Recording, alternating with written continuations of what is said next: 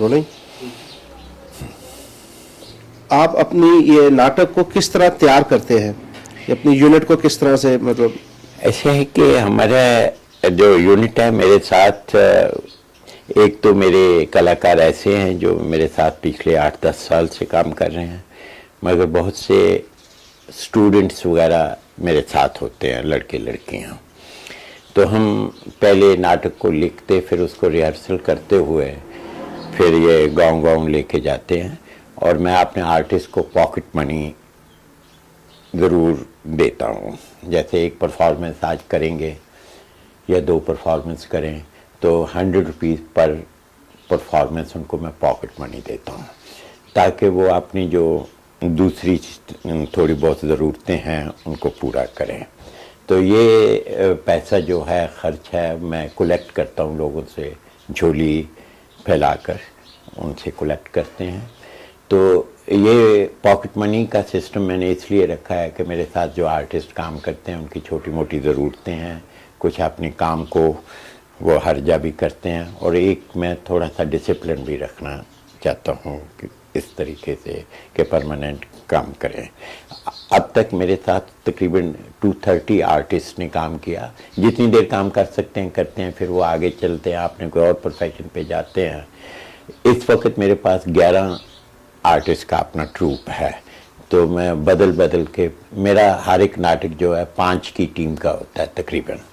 तो हम कार में ही जाते हैं, जाके सुबह किया, 1 शो किया, 2 किया, रात को घर ज़रूर वापस आते हैं। आप महीने में कितने परफॉर्मेंसेस देते हैं? जो पिछले 3 महीने गए हैं उसमें मैंने महीने में कोई 28 परफॉर्मेंस एवरेज दी है। मैंने 84 परफॉर्मेंस पिछले 3 महीनों में की हैं, मगर ये जो महीना जा रहा है इसमें तकरीबन 52 परफॉर्मेंसेस होंगी 22 फरवरी से लेकर 12 अप्रैल तक, और ये सब प्री अरेंज्ड हैं। आप इतनी रिसोर्सेज जनरेट कर लेते हैं? हाँ, ये जब लोगों की बात करनी है, लोगों के सामने झोली फैलानी है, और मेरी कोई ज़रूरत नहीं है, मेरा काफ़ी हाई पोस्ट से रिटायर हुआ हूँ, इसलिए मेरी अपनी तो पेंशन वगैरह ठीक है मेरा अपना, और मेरे को कोई और मेरी रिस्पॉन्सिबिलिटी भी नहीं है फैमिली की तरफ। दोनों बेटियां अपनी अपने काम पे लगी हुई हैं। तो इस तरीके से मैं बड़ी लो प्रोफाइल में और बड़ा सस्ता थिएटर करता हूँ, इसलिए मेरे को कभी पैसा की प्रॉब्लम नहीं हुई है, क्योंकि इतना पैसा मैं लोगों से जब भी कहूँ तो अभी कल रात को जहाँ प्ले किया तो झोली फैलाई तो 1300 के करीब, 1360 के करीब पैसा जमा हो गया, जिससे सारा खर्च पूरा हो गया है, कार का आने जाने का, आर्टिस्ट का। ऐसे आपको क्राउड के बारे में कुछ रिस्पांस, आपको पब्लिक जो आप स्ट्रीट थिएटर की भी और ये विलेज थिएटर की, जिसको कहते हैं, ट्रेमेंडस रिस्पांस है। स्ट्रीट थिएटर में भी 300-400 लोग तो हमेशा एकदम इकट्ठे कर लेते हैं हम, मगर जब गांव का थिएटर कर रहे हैं इसमें तो 7-7 हज़ार लोग होता है, 7,000, 5,000, 3,000, 2,000 से तो कभी भी कम नहीं हुआ। आप पहले अमृतसर में थे, हाँ। तो आपने अमृतसर से चंडीगढ़ शिफ्ट क्यों किया? हाँ, इसके 2 कारण थे। एक तो ये था कि मैं अपनी कुछ थोड़ी एक्टिविटी को बढ़ाना चाहता था। मैं महसूस करता था कि चंडीगढ़ ज़्यादा सेंट्रल प्लेस है। चंडीगढ़ से जो वो समय थे उधर बसें वगैरह रात को बंद थी, मगर चंडीगढ़ की कम्युनिकेशन हमेशा ठीक कायम रहती है। दूसरी वजह ये थी कि मेरी अपनी बेटियां जब इस तरफ भी उनके, मेरी एक बेटी डॉक्टर है, एक प्रोफेसर है, वो इधर चंडीगढ़ के इलाके में हैं, तो मैं समझता था कि मेरा इधर आना ठीक है। दूसरा, ये जो जिस फ्लैट में हम बैठे हुए हैं, ये रिटायरी कोटा में मुझे ये फ्लैट मिला हाउसिंग बोर्ड से। तो अमृतसर में मैं जरा हमारा घर है वो एंसेस्ट्रल घर है, उसमें हम सारे भाई और मेरे चाचा वगैरह इकट्ठे रहते हैं, मगर इस घर में मैं अब इंडिपेंडेंट थोड़ा काम करता हूँ। और यहाँ फिर मुझे एक मौका और भी मिला कि मैं पंजाब संगीत नाटक अकेडमी का प्रधान भी हूँ, तो मेरे को सारा कुछ ऑर्गेनाइज करने में चंडीगढ़ ज़्यादा है। दूसरा ये है कि वो जो मेरा घर था अमृतसर में, वो खालसा कॉलेज के नज़दीक था, तो जब ये एक्सट्रीमिस्ट मूवमेंट का बहुत सा जो बेस था वो खालसा कॉलेज में भी थे लोग, तो कभी कभी मेरे को होता था कि कोई ऐसे कोई गलती ना करे। तो इसलिए मैंने ये समझा कि चंडीगढ़ में काम ज़्यादा अच्छा हो सकता है। आपकी देखने से एज काफी लगती है, क्या आपकी क्या एज होगी और इसमें आपको कोई हिंड्रेंस तो नहीं होती? नहीं, एज मेरी मैं एज से दिखाई बढ़ा देता हूँ। एज मेरी अब 64 को मैंने क्रॉस किया है, तो मेरे को ये कोई इंटरेस्ट नहीं है, क्योंकि मैं अपनी सेहत के मुताबिक अपनी एक्टिविटीज़ को मैंने ऑर्गेनाइज किया हुआ है। किसी वक्त मैं बसों में ट्रैवल करता था, या अब मैं बसों में नहीं ट्रैवल करता। मैंने एक्टिविटी को बढ़ाया भी है, तो अपने के लिए मेटाडोर या कार पे ज़रूर, टैक्सी पे ज़रूर सफ़र करते हैं। आप ब्रीफ में एक थोड़ा अपना डेली रूटीन का बताएंगे? डेली रूटीन मेरा ये है जी कि इन दिनों में तो ये रूटीन है कि सुबह 5-6 बजे निकल जाते हैं, जहाँ पहुँचना है 10 बजे नाटक करने के लिए पहुँचते हैं। 10 से 2-3 बजे तक नाटक करते हैं। फिर कहीं अगर सही जगह पे भी करना हो उस दिन, तो फिर 4 बजे से रात 8 बजे तक करके 11-12 बजे तक वापस आ जाते हैं। नहीं तो 8-9 बजे तक, अगर एक शो करना तो 8-9 बजे तक वापस आते हैं, फिर सुबह फिर चल पड़ते हैं। कुछ नए आवाम के लिए कोई मैसेज हो आपका? आवाम के लिए मेरा मैसेज एक मेरी ये कोटेशन है जो पंजाब का हर एक बच्चा जानता है कि जिस वर्तारे में, जिस सिस्टम में हम जी रहे हैं, ये इज्जत वाले लोगों के लिए कोई जीने के काबिल नहीं है। इसको जीने के काबिल बनाने के लिए, जैसे कि जिसमें मॉडर्न रैशनैलिटी और सारा कुछ हो, तो इसमें चेंज ज़रूरी है। और चेंज के लिए आवाम को अपने आप को मोबिलाइज करना पड़ेगा, क्योंकि जो ऊपर लोग बैठे हैं उनको कोई ज़रूरत नहीं है इस सिस्टम को चेंज करने की। सिस्टम को चेंज करने की ज़रूरत है जो 90% लोग नीचे रह रहे हैं, जिनको ज़िंदगी की सहूलतें नहीं मिल रही हैं, जिनके लिए अब मैं चंडीगढ़ में रहता हूँ। अब चंडीगढ़ और पंजाब के गाँव में ज़मीन आसमान का फ़र्क है। जो सहूलतें हैं वो सब चंडीगढ़ में या बड़े शहरों में हैं। गांव के लोग, जिनको 85% लोग जहाँ रहते हैं, वहाँ डेवलपमेंट का सारा 6-7% हिस्सा पहुँचता है। तो लोग बहुत अभी पीछे जी रहे हैं। ये कहा जाए बिजली आ गई, ये आ गए, टीवी पहुँच गए गांव में या दूसरा, ये बिल्कुल ऊपर की बात है। लोग हमारे अभी 200 साल के पीछे जी रहे हैं। अगर अब मॉडर्न लाइफ की सहूलतें या दूसरे देखें, अस्पताल, बच्चों की पैदाइश, बच्चों का किस तरह बच्चों की पालना, बच्चों को अच्छा स्कूल, बच्चों का मेडिकल केयर, ये तो अब गांव में अभी 0.1% है। अगर हम चंडीगढ़ में लें 70% है, तो गांव में 0.1 है। अभी 700 गुना सहूलतें चंडीगढ़ में एक गांव के मुकाबले में 700 गुना सहूलतें यहाँ ज़्यादा हैं। अब ये सहूलतों को बांटना कैसे है, ये मेरा मैसेज है, और लोगों को मैं मोबिलाइज करता हूँ। मैं लोगों को कहता हूँ कि संघर्ष करो, लोगों को कहता हूँ कि आप मुक्का उठाएं, अपने रिप्रेजेंटेटिव्स को गले से पकड़े कि ये हमारे क्यों नहीं मिल रहा, हमें क्यों नहीं मिल रहा। मैं बहुत जोश से और बहुत जोर से कहता हूं कि ये जो सरकार चल रही है या जो सिस्टम चल रहा है, ये आवाम के लिए अभी कुछ नहीं दे सका। ये गरीब आदमी के लिए बहुत जालिम सिस्टम है। गरीब आदमी को हर जगह, चाहे बस में हो, चाहे वो अस्पताल में हो, चाहे थाने में हो, चाहे कचहरी में हो, उसको ठोकरे ही ठोकरे हैं। और चाहे जितना मर्जी सरकार क्लेम करे, मैं जो असली जानता हूं, क्योंकि मैंने सारी दुनिया फिरी हुई है, कि मेरे जो लोग हैं अभी 200-300 साल पीछे जी रहे हैं, और उनको बहुत संघर्ष करना पड़ेगा, तभी वो अपनी जिंदगी बदल सकते हैं। और मेरे थिएटर का यही मैसेज है। आपके जो आप थिएटर कर रहे हैं, उससे कुछ असर पड़ रहा है? हाँ, मैं समझता हूँ कि मैं उन सब लोगों को मोबिलाइज कर रहा हूँ जो इस थॉट्स के साथ हैं।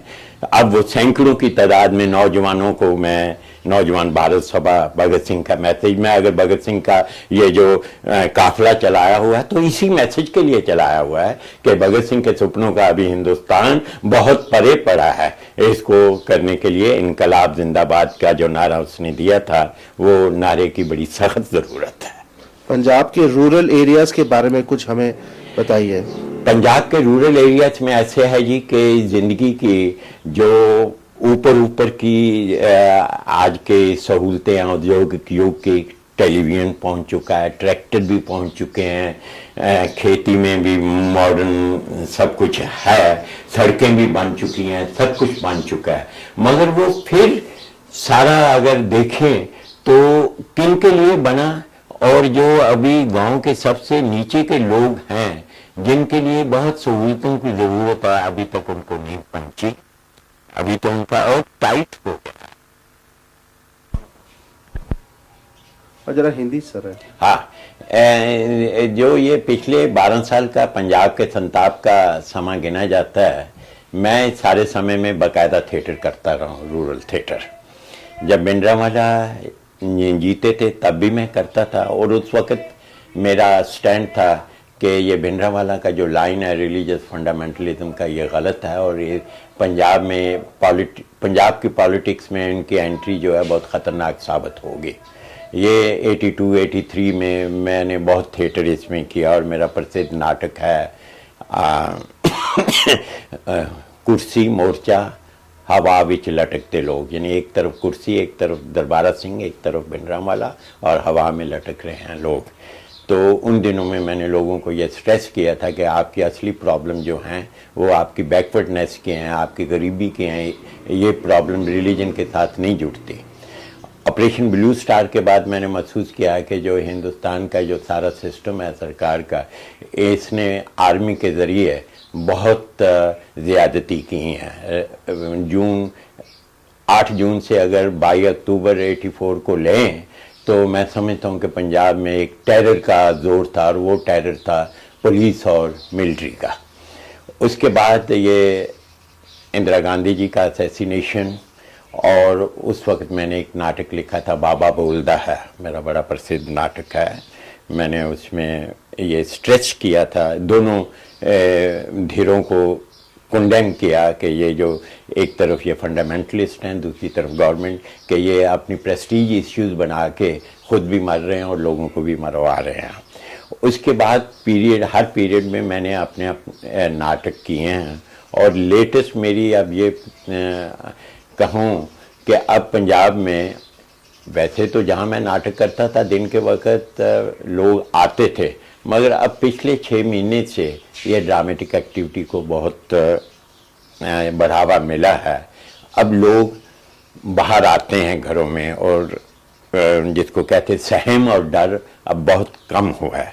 इसके 2 ही कारण है। एक बेअंत सिंह का ये पॉपुलर रूल आने के बाद कुछ थोड़ा सा पुलिस और मिलिट्री ने भी मूव किया है, दूसरी तरफ उन्होंने गलतियां बहुत की हैं एक्सट्रीमिस्ट ने, उनका ये फिरौतियाँ लेना या बेटियों की इज्जत पे हाथ डालना, ये लोगों में आइसोलेट हो चुके थे पिछले 1-1.5 साल में, और यही वजह हुआ है उनकी डाउनफॉल की। और अब मैं समझता हूँ कि गांव के सब रूरल इलाकों में काफ़ी रिलैक्स्ड कंडीशन है, और मैं अब तो रात को भी परफॉर्मेंसेस कर रहा हूँ इस तरीके से। आपने पंजाब के अलावा भी कई परफॉर्मेंसेस की हैं? हाँ, मैंने सारे हिंदुस्तान में स्ट्रीट थिएटर किया, बिहार में किया, अहमदाबाद में जब पिछले रॉयट्स थे मैं गया था, और कलकत्ता, बेंगलोर, मद्रास, नीचे बॉम्बे में तो बहुत करता रहा हूँ, जमशेदपुर, भोपाल, हिंदुस्तान में। इसके अलावा बाहर कनाडा, इंग्लैंड और अमेरिका में भी जहाँ हमारे पंजाबी लोग बसे हुए हैं, उनके इनविटेशन पे मैं 2 बार गया हूँ, 1983 में भी, 85 में भी। और मैंने ये अपनी सारी पंजाब की सिचुएशन के बारे में नाटक वहाँ बहुत बड़ी गिनती में की हैं, और 1-2 जगह अंग्रेजी ज़बान में भी की हैं।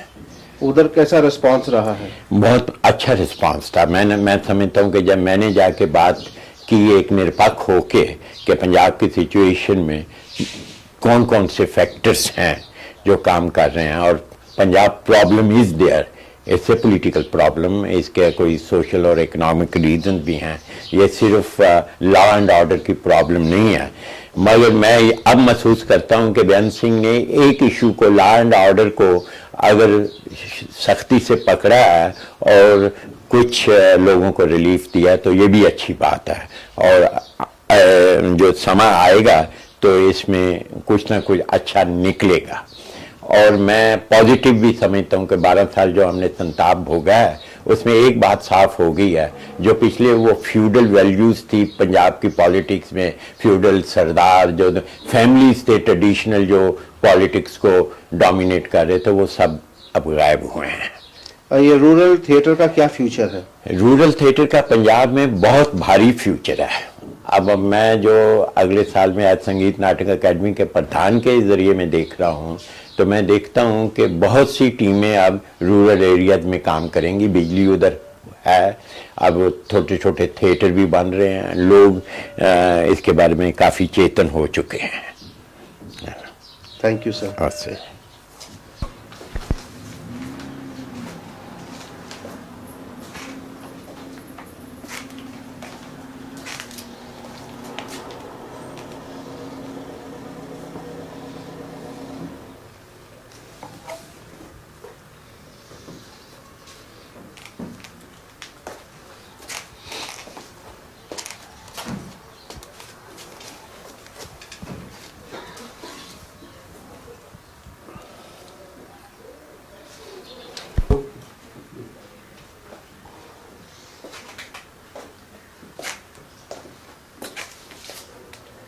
गुलशन वो किताबां कुतुबां करनी है ते फिर जोड़नी है ते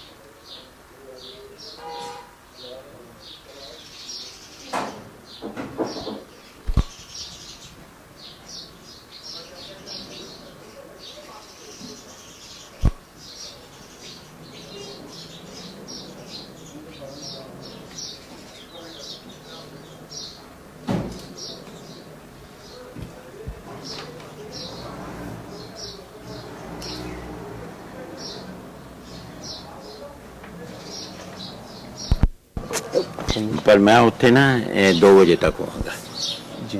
10 ਤੋਂ 2 ਵਜੇ तक ਤੁਸੀਂ ਆ ਸਕਦੇ। ਪਠਾਨਕੋਟ ਤੋਂ ਜੇ ਤੁਸੀਂ ਸਵੇਰੇ ਚੱਲੋਗੇ ਤੇ ਤੁਸੀਂ ਇਹ ਕਾਰ ਤੇ ਤੁਹਾਨੂੰ 5.5-6 ਘੰਟੇ ਦਾ ਰਸਤਾ ਪਏਗਾ। अच्छा जी। ਇਸ ਤੋਂ ਘੱਟ पठानकोट से। हाँ, ਤੁਸੀਂ 12 ਵਜੇ ਤੋਂ ਪਹਿਲੇ ਸਵੇਰੇ 6 ਵਜੇ ਚੱਲੋ ਤੇ 12 ਵਜੇ तक ਪਹੁੰਚੋਗੇ बस। ठीक है जी। ਤੇ ਮੈਂ ਕੱਲ ਸਰ ਉੱਥੇ ਹੀ ਮਿਲਣਾ ਨਹੀਂ ਵਰਨਾ ਤੁਸੀਂ मैं कल इतने 7:30-8 बजे आ जाऊंगा। फिर बाकी लेट जिनी देर रात मर्जी काम करते हैं। टीम भी होएगी, जे कोई काम करना है कर लेंगे, शॉट्स वगैरह पीछे आगे या जाके कला पवने। ठीक है जी। हाँ। अच्छा, उत्थे भी हो सकता कुछ फोटोग्राफ्स ही थोड़ी। हाँ, वो सारे फिर कल मैं कर लूँगा। ठीक है सर। एक आइए हाँ जी, आ जाइए। चलो बैग सारे लो, एक चिंता करो।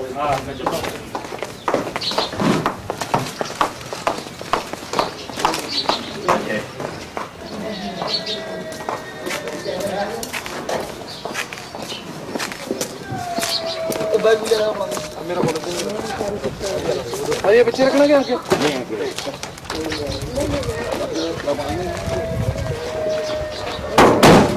चल बैठ। पीछे आ जाओ। वो बल्कि इधर ना पीछे बैठना। हाँ, तू इधर नु आ। मैं साइड पे बैठना है। हाँ, साइड पे बैठना।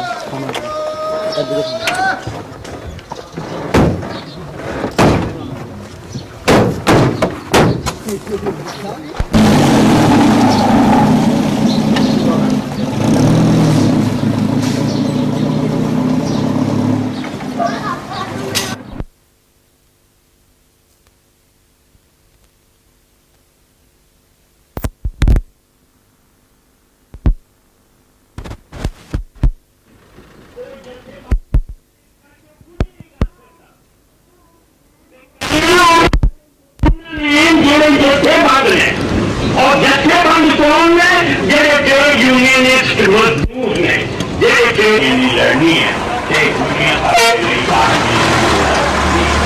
तो मैं बहुत नहीं कुछ कहना चाहता क्योंकि बहुत कुछ आपने नाटक ही कहना और ਤੁਹਾਨੂੰ ਮੈਂ ਮੌਕੇ ਦੇ ਵਿੱਚ ਇੱਕ ਯੂਨਿਟੀ ਕੀਤੀ ਮੈਂ ਉਹਨੇ ਰਸਾਲਾ ਪੜ੍ਹ ਲਿਆ ਕਾਨੂੰਨ ਜੋਤੀ ਤੇ ਉਹਦੇ ਮੈਨੂੰ ਬੜੀ ਖੁਸ਼ੀ ਹੋਈ ਕਿ ਮੌਕੇ ਦੇ ਟ੍ਰੇਡ ਯੂਨੀਅਨਿਸਟਾਂ ਨੇ ਇੱਕ ਵਿਸ਼ੇਸ਼ ਕਿਸਮ ਦੀ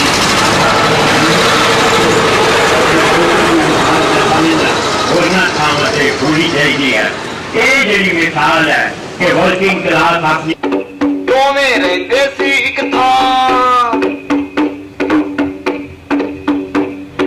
ਰਲ ਬਣਾਈ ਉਹਨਾਂ ਖਿਚੜੀ ਚਿੜੀ ਦਾ ਹਿੱਸਾ ਖਾ ਗਿਆ ਕਾਂ ਉੱਡ ਕੇ ਜਾਓ ਰੁੱਖ ਤੇ ਬੈਠਾ ਠੰਡੀ ਠੰਡੀ ਜਿਸ ਦੀ ਛਾਂ ਹੁਣ ਚਿੜੀ ਵਿਚਾਰੀ ਕੀ ਕਰੇ ਅੱਜ ਦਾ ਬੇੜਾ